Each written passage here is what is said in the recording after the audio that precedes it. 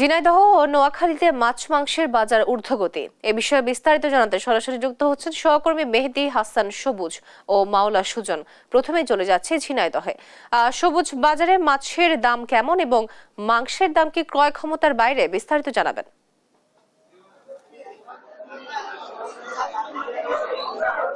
আসলে ঝিনাইদহে কিন্তু মাছ এবং মাংসের যে বাজার, সেই বাজারটি কিন্তু বেশিরভাগ ক্ষেত্রে অপরিবর্তিত রয়েছে। যদিও গতকাল থেকে কিন্তু গরুর মাংসের দাম 50 টাকা হারে কেজিতে কমানো হয়েছে। বিগত দিনে কিন্তু বিক্রি হচ্ছিল 750 টাকা কেজি।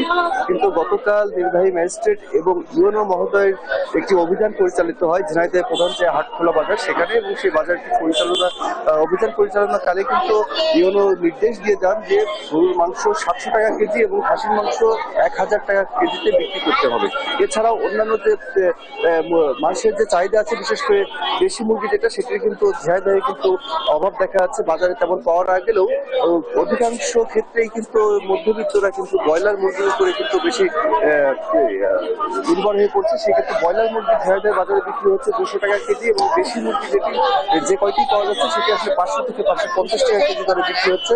এছাড়া সোনালী মুরগি বিক্রি হচ্ছে ঝিনাইদহের বাজারে 320 টাকা এবং লেয়ার বিক্রি হচ্ছে 320 টাকা। আমি যদি একটু মাছের বাজারে আপনার তথ্যটি জানাতে চাই, সেক্ষেত্রে বড় সাইজের যে ইলিশ বা মাঝারি সাইজের যে ইলিশ, সেটি কিন্তু বিক্রি হচ্ছে 2000 থেকে 1600 টাকা কেজি। এর বাইরে ছোট আকারে যেটি কেজিতে 4টা থেকে 5টা 1 কেজি হবে, সেই ইলিশগুলো কিন্তু বিক্রি হচ্ছে 800 থেকে 900 টাকা কেজিতে। এই ছিল ঝিনাইদহ থেকে মাছ মাংস বাজারের সর্বশেষ পরিস্থিতি।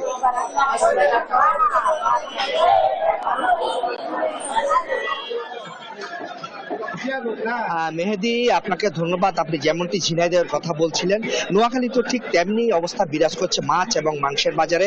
নোয়াখালীতে কিন্তু এই শীতকালীন মৌসুমে প্রচুর সবজির সরবরাহ থাকলেও বাজারের সবজির দাম ক্রেতাদের মোটামুটি নাগালের ভিতরে রয়েছে। ক্রেতারা বলছে যে শুধু সবজি খেয়ে তো আর পেট ভরে না, বিশেষ করে যে পরিবারের শিশুদের জন্য যে একটু পুষ্টির দরকার, আমিষের প্রয়োজন, সেক্ষেত্রে মাছ এবং মাংস অপরিহার্য একটি জিনিস। কিন্তু নোয়াখালীর বাজারে এই মুহূর্তে যে চিত্র দেখা গেছে, সকাল থেকে যে চিত্র দেখলাম, মাছ এবং মাংসের বাজার খুবই ঊর্ধ্বগতি পর্যায়ে রয়েছে। তো আমি এখন দাঁড়িয়ে আছি মাছ বাজারে। তো শুরুতে যদি মাছ বাজারের কথা বলতে হয়, যে বিশেষ করে যে দেশীয় মাছের সরবরাহ কম থাকায় মাছ বিক্রেতা যেটি বলছে যে দেশীয় মাছের সরবরাহ কম থাকায় এবং বাইরে থেকে বিশেষ করে যশোর, সাতক্ষীরা সহ, খুলনা সহ অন্যান্য জেলা থেকে যেসব মাছ আসতো সেগুলো কম আসায় নাকি মাছের দাম অত্যন্ত ঊর্ধ্বগতি পর্যায়ে রয়েছে। উদাহরণ হিসেবে বলা যায় যে তেলাপিয়া মাছ কিছুদিন আগে 160 টাকা 180 টাকা কেজি হিসেবে বিক্রি হতো, সে তেলাপিয়া মাছ এই সপ্তাহে অর্থাৎ আজকে বিক্রি হচ্ছে 220 থেকে 240 টাকা কেজি দরে। অন্যদিকে যে বড় বড় মাছ, যেগুলো দেশীয় মাছ বা বাইরের মাছ যেগুলো আর রয়েছে, আমরা যেগুলো রুই, কাতল বা মৃগেল বলে থাকি, সেগুলো কিন্তু ক্রেতাদের অনেকটা নাগালের বাইরে রয়েছে। কারণ এগুলো বিক্রি হচ্ছে 400, 450 থেকে কোনো ক্ষেত্রে 500 টাকা কেজি দরে বিক্রি হচ্ছে।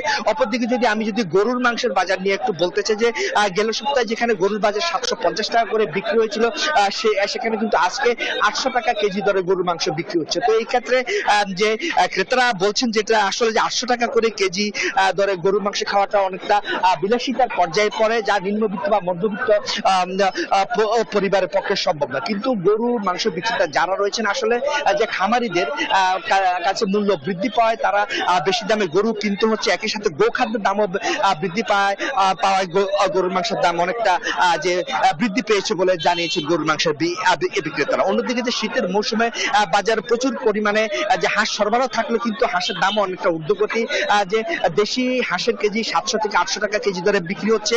অপরদিকে যে ফার্মের হাঁস আছে, সেগুলো বিক্রি হচ্ছে 550 থেকে 600 টাকা কেজি দরে। তো আপনি যদি মুরগির বাজার বলতে চাই, তাহলে বলতে হচ্ছে যে ফার্মের মুরগি বিক্রি হচ্ছে, অর্থাৎ ব্রয়লার মুরগি বিক্রি হচ্ছে 200 টাকা কেজি দরে, কক মুরগি বিক্রি হচ্ছে 300 থেকে 320 টাকা কেজি দরে, লেয়ার আর মুরগি বিক্রি হচ্ছে 340 টাকা কেজি দরে।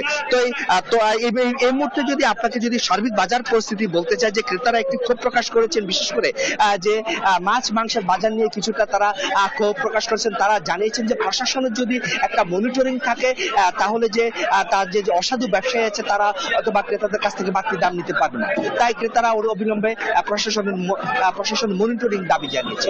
তো হচ্ছে আমার কাছে নোয়াখালী থেকে মাছ মাংসের বাজার নিয়ে সর্বশেষ। আপনাদের দুজনকেই ধন্যবাদ।